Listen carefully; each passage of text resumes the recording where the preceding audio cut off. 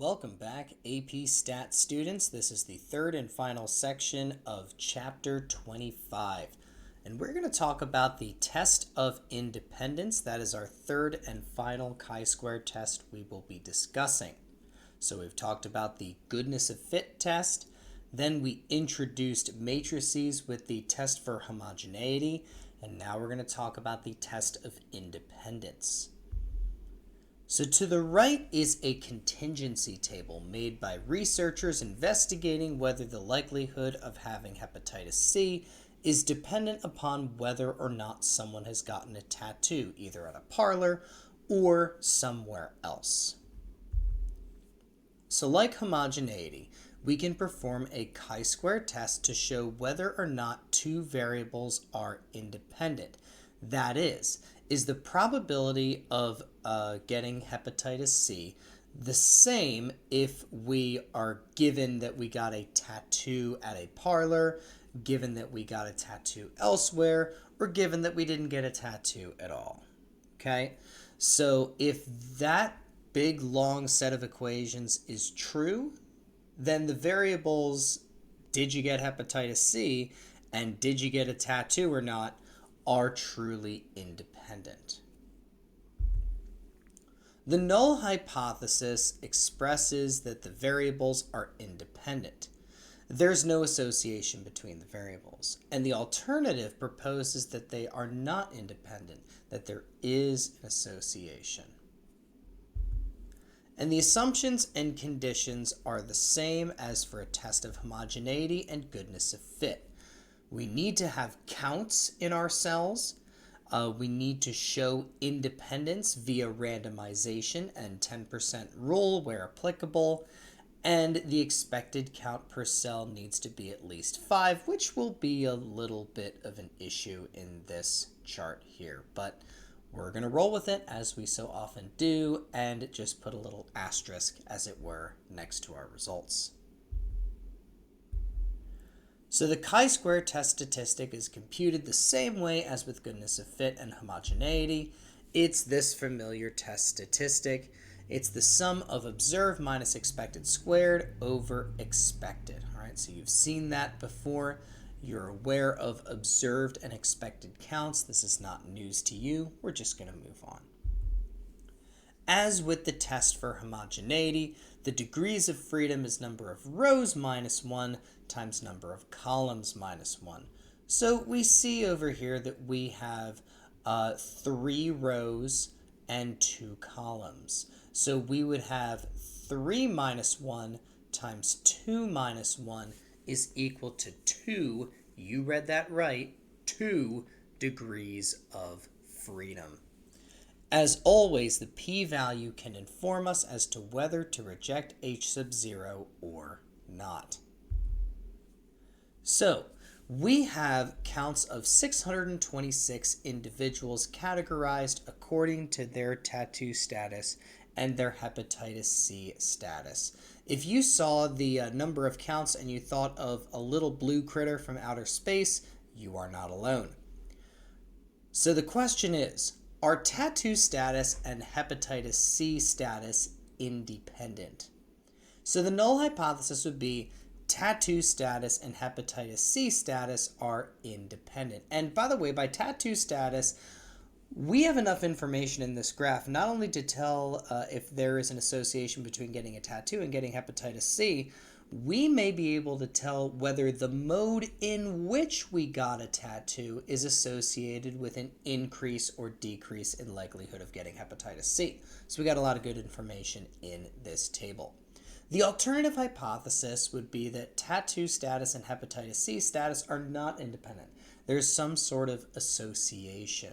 One of these statuses of did you get a tattoo and how, if you did, may be more prone to getting hepatitis C than others. So we check our conditions, all right? The counted data condition, we have counts, that is clear, cool, moving on. Let's look at independence, all right? The people in the study are likely to be independent of each other. Again, this is very much an assumption, but we can always check independence using randomization and 10%.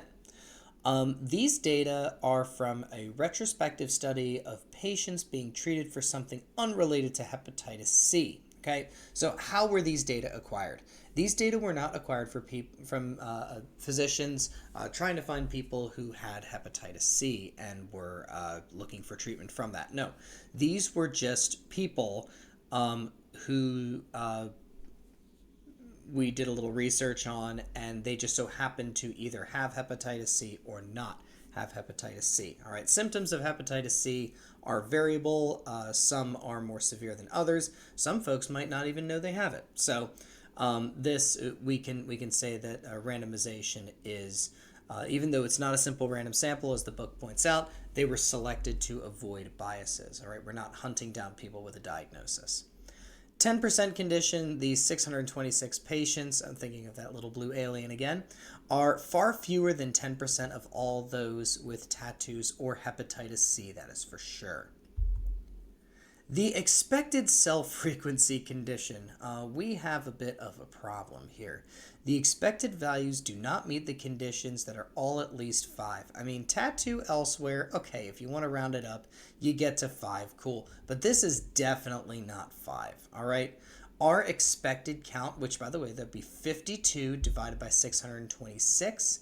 That is the proportion of people who got a tattoo at a parlor, times 47, that's going to be about 4. And last I checked, 4 is less than 5. So that is a bit of an issue.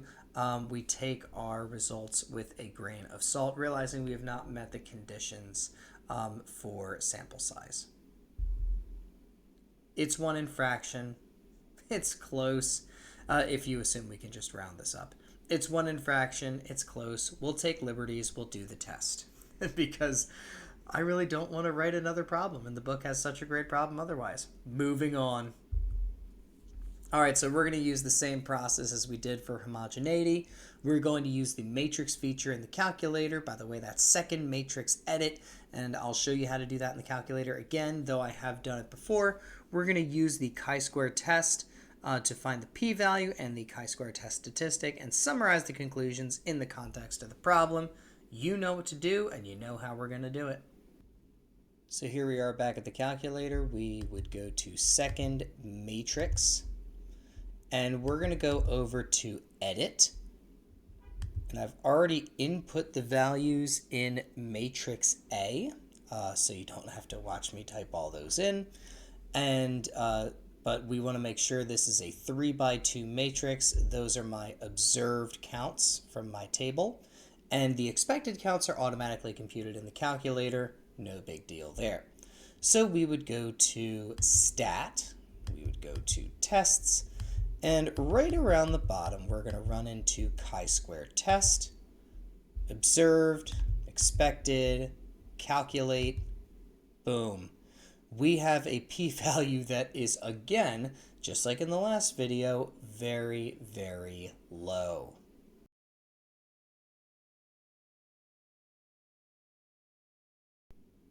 So our textbook gives, of course, a great summary of the results. The p-value is very small. Whenever you see that scientific notation with a negative exponent, yeah, you can reject that null hypothesis. We reject the null hypothesis and conclude that hepatitis C status is not independent of tattoo status. Because the expected cell frequency condition was violated, all right, remember, that is not 5 and up, and that's technically not 5 and up either, but that's definitely not 5 and up, doesn't matter how you round.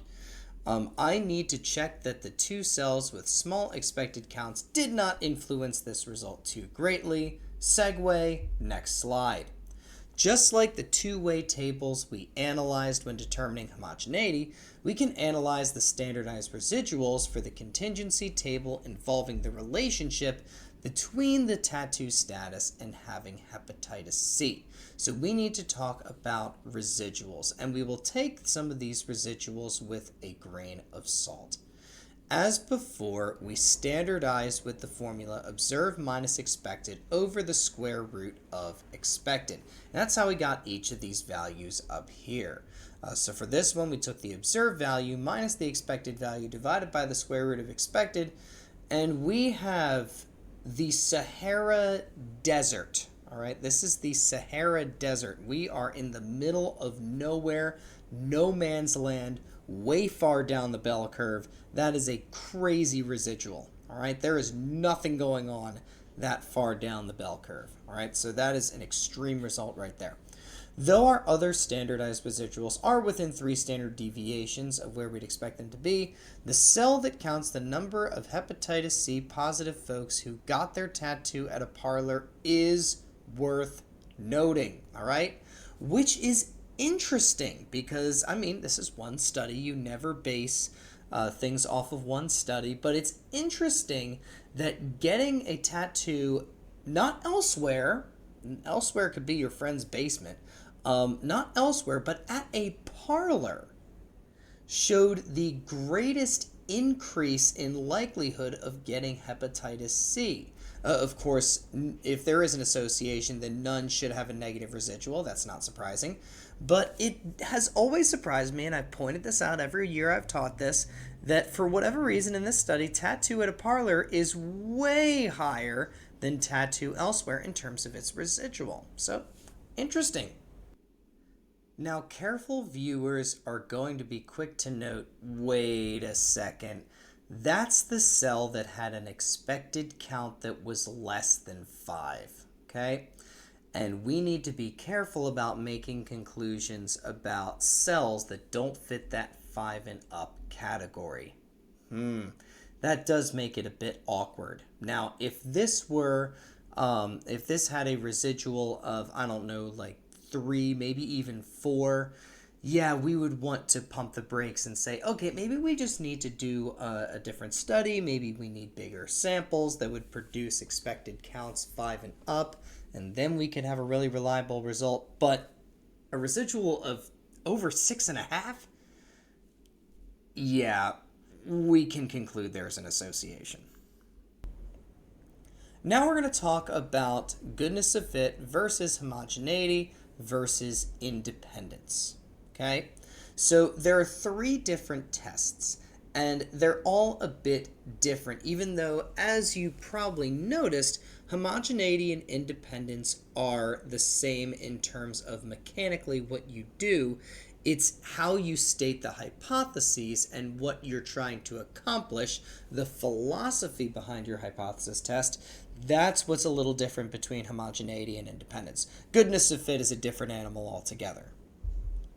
So, goodness of fit, let's talk about that. When data are gathered from a population to answer the question, is a preconceived model a good fit? That's when we use the goodness of fit test. For example, we wanted to determine whether or not the typical distribution of birthdays, which is different depending on which month you're in. Some months are longer and you're more likely to be born in those months. Some months are shorter, like February, you're less likely to be born in February. All right, so we want to determine whether or not the typical distribution of birthdays is a good fit for the birthdays of professional baseball players. So, homogeneity. When data are gathered from multiple subgroups of a population and we ask, are the distributions for each subgroup alike or different? Okay? Are the distributions for each subgroup of this population alike or different? For example, we gathered graduates from 4 different colleges within a university. We were curious about whether the distributions of students' post-grad plans were the same or different between the colleges. 2 periods. Your guess is as good as mine.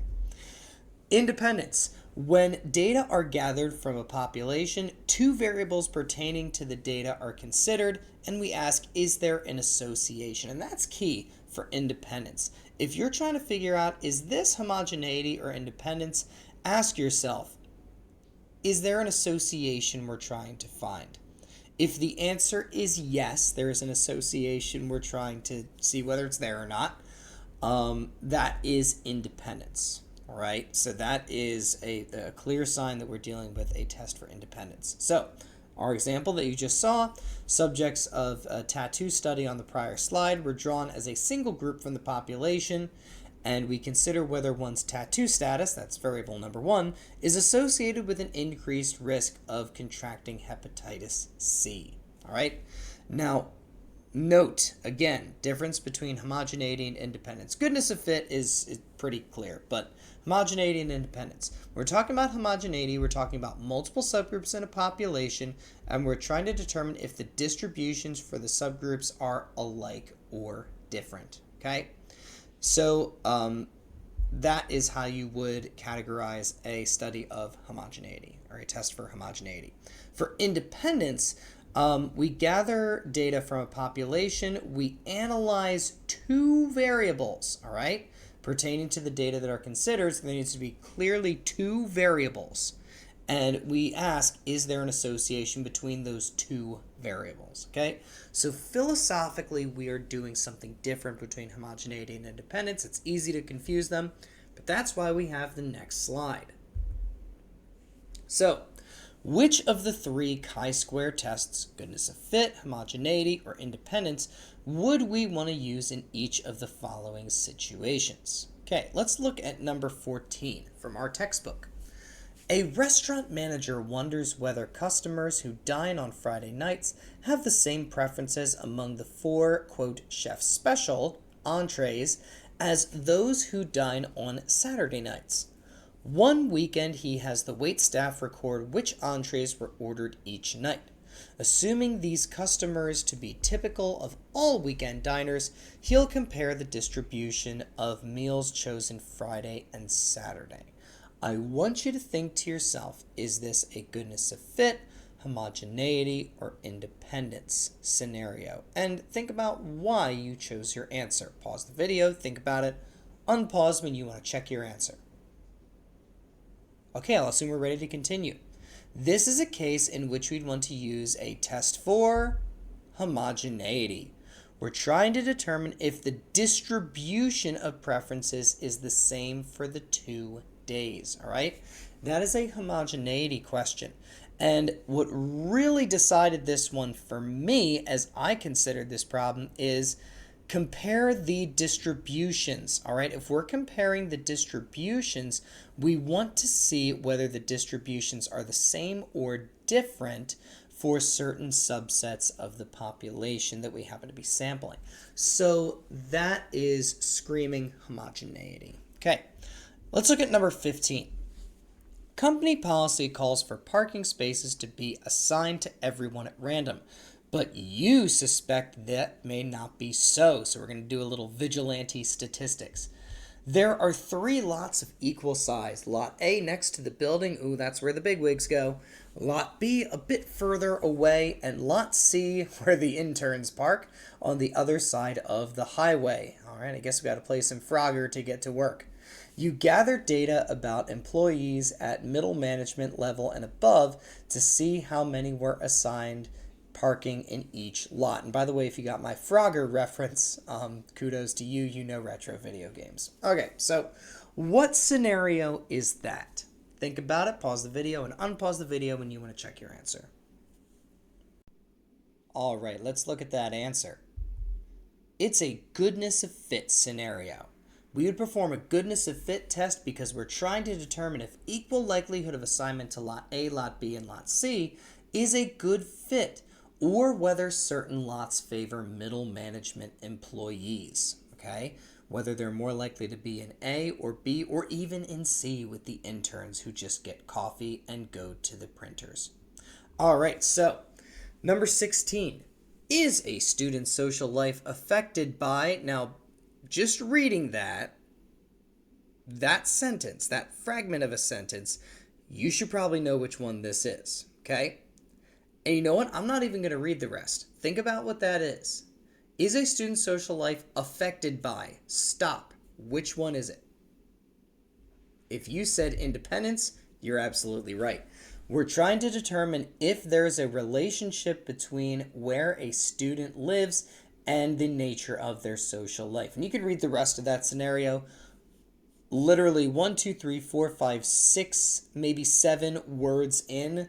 You know what the answer is. We're trying to find if there's an association or not. That is an independence scenario.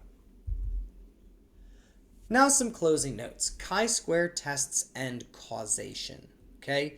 We need to talk about causation because assuming association, correlation means causation might be the single biggest mistake in all of statistics. So, consider the study involving tattoo status and hepatitis C. We can be almost certain that there's an association between tattoo status and hepatitis C. Remember that p-value was something times 10 to the negative 13, all right? That is a crazy low p-value, all right? There is an association between tattoo status and hepatitis C. We cannot show why the association is there, all right? We can't show why the association is there. There may be a lurking variable since this is an observational study. All right, we're not doing an experiment. You don't want to do an experiment involving a disease. That's unethical. So this is an observational study. There may be a lurking variable unrelated to the tattoo parlor that causes hepatitis C to be more prevalent in folks who get tattoos from parlors. All right, so maybe there's a characteristic about folks that get tattoos from parlors. Maybe there's something else that folks who get tattoos from parlors generally do that is exposing them to hepatitis C. I don't know. We can't say. All right. And so is there an association? Absolutely. As long as those data are reliable, there is an association. You get an exponent of negative 13. In your p-value, there's an association. But we cannot show causation. That is only possible in a well-designed experiment. And success in this section is only possible if you spend a good amount of time working through this homework. Have fun with it. See you next time.